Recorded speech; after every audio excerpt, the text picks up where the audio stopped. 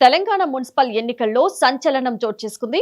ఎవరూ ఊహించని విధంగా కొత్తగూడెం కార్పొరేషన్లో సిపిఐ పార్టీ ఘన విజయం సాధించింది.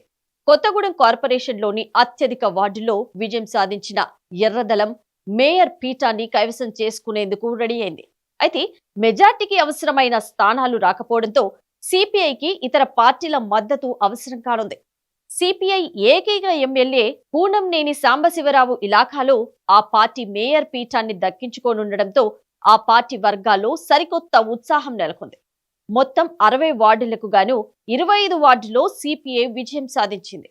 కొత్తగూడెం కార్పొరేషన్ ఎన్నికల్లో సిపిఐ టీడీపీ కూటమిగా పోటీ చేయగా సిపిఐ 25 వార్డులను గెలుచుకుంది.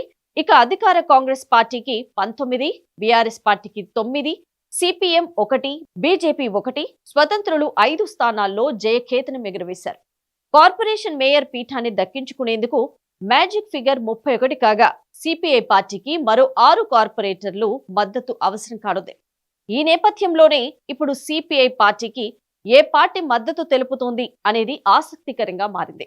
గత అసెంబ్లీ ఎన్నికల్లో కాంగ్రెస్ పార్టీకి సిపిఐ పూర్తిగా మద్దతు తెలపడంతో కొత్తగూడెం అసెంబ్లీ నియోజకవర్గ సీట్లను ఆ పార్టీకి ఇచ్చింది.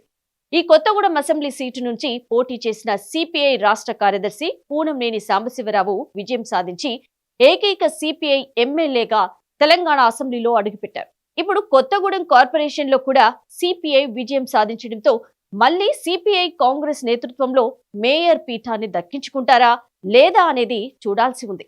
అయితే సిపిఎం పార్టీ భద్రాద్రి కొత్తగూడెం జిల్లా కార్యదర్శి ఎస్ షాబీర్ పాషా చేసిన వ్యాఖ్యలు ఇప్పుడు ఆసక్తికరంగా మారాయి. ఈ ఎన్నికల్లో కాంగ్రెస్ పార్టీ తమకు సరైన గౌరవం కల్పించలేదని ఆరోపించారు. అందుకే కాంగ్రెస్ పార్టీతో పొత్తు లేకుండా టీడీపీతో కలిసి పోటీ చేసినట్లు వివరించారు. దీన్ని బట్టి చూస్తుంటే సిపిఐ కాంగ్రెస్ పార్టీతో కలుస్తుందా లేదా అన్నది ఆసక్తికరంగా మారింది.